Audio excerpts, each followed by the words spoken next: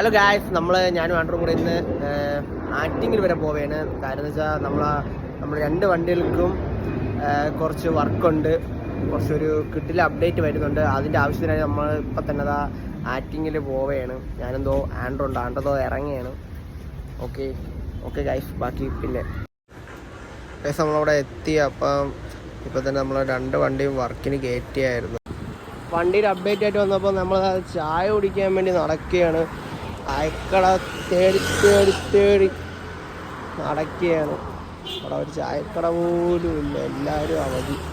നമ്മളങ്ങനെ രാവിലെ പൊറോട്ട ബീഫും, അവിടെ ദോശയും ബീഫും ആൻഡ്രോ ഉണ്ട്. ഒരു ചെറിയ കടയാണ്, പക്ഷേ പൊളിയാണ്. കഴിച്ചിട്ട് പറയാം.